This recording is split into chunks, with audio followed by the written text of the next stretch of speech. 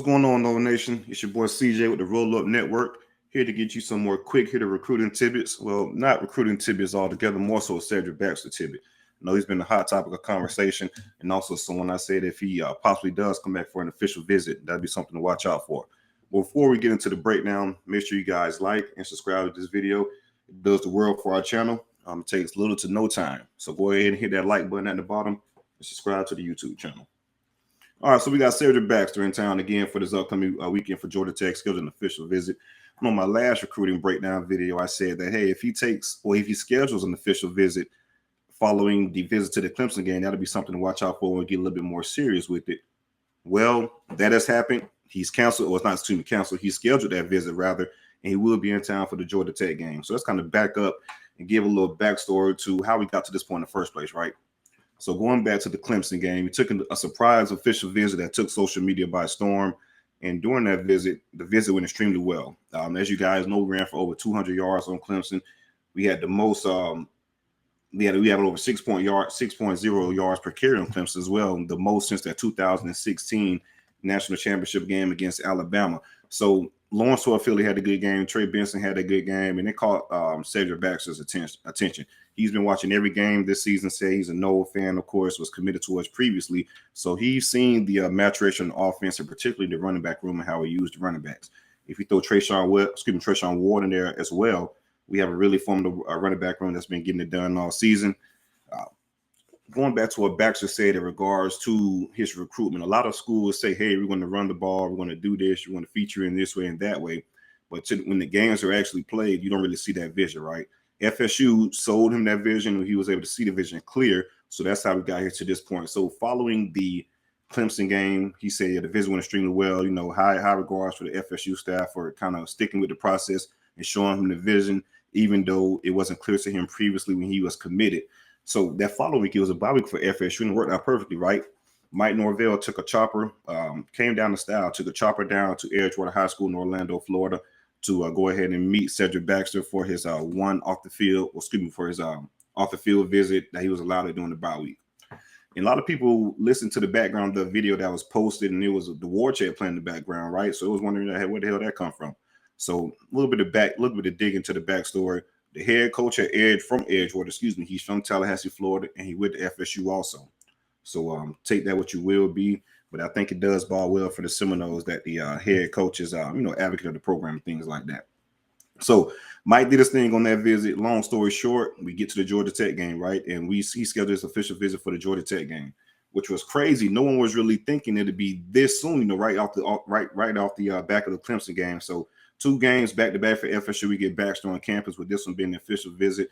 And I know a lot of fans were kind of complaining in regards to the timing of the official visit, right?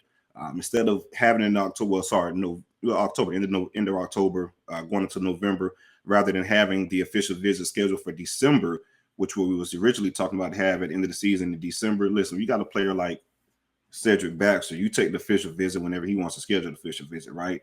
We're talking about the number 29 overall player in the country per 247, and number 2 running back per 247. If you look at the combined composite with all of the big recruiting sites, he's number 47 overall.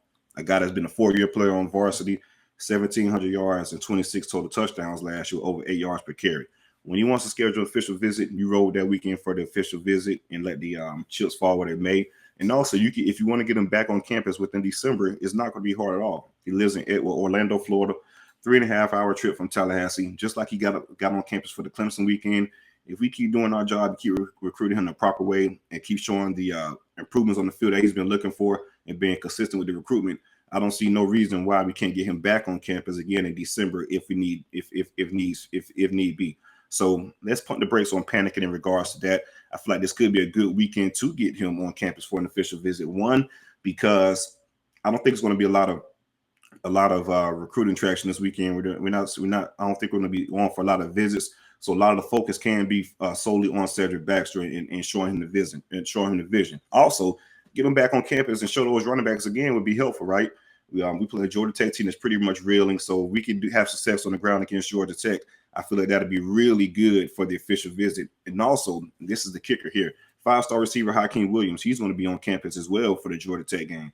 He's been headlining this recruitment from a player aspect or a recruit aspect for Cedric Baxter. So to get him back on campus, to keep recruiting him and keep pushing, that's going to be interesting as well. Just hearing backstories in regards to the Clemson visit when Hakeem Williams was there. He targeted Cedric Baxter and said, yeah, this is a guy I want in our class. I'm going to go ahead and be the lead recruiter from a recruit standpoint and try to get Cedric Baxter in. So I'm pretty sure those guys were talking on the back channels in regards to this possible weekend, because it was scheduled way beforehand, right after the Clemson game, rather, that Hakeem Williams would be back in town for the Georgia Tech game for unofficial visit, excuse me. So to have Cedric Baxter on campus for an official visit, I feel like those two kind of planned that together, and I think Hakeem Williams will be the lead recruiter for this. And also, it's FAMU homecoming. That's what people fail to realize, man. That's one of the biggest draws, one of the biggest, how can I put this? One of the biggest assets for FSU in regards to recruiting in the allure of Tallahassee, right? Something Bobby Bowden found out a long time ago in the recruiting process. Hey, I got this HBCU back here, FAMU University, one of the top HBCUs in all of college football. Why not use it to my advantage? Because you get the best of both worlds in regards to being the FSU side and the FAMU side if you play your cards right and being a player here. So long story short, it's FAMU homecoming, Georgia Tech. FSU plays at 12 p.m. if I'm not mistaken. And the FAMU game is scheduled for 4 p.m. So it's going to be a pretty eventful weekend for Cedric Baxter to go out and have some fun within the city. So that could be a big help for us also. Scheduling for the FAMU homecoming, you can never go wrong with that. So we'll see how things play out within this visit. I mean, whenever kids schedule official visits to FSU,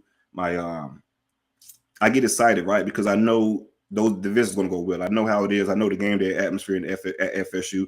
I know the college-like experience and college-like atmosphere in Tallahassee, and just not from an FSU perspective, from a TCC and FAMU perspective. And then we have a big weekend on FAMU campus, just going to make it that much better.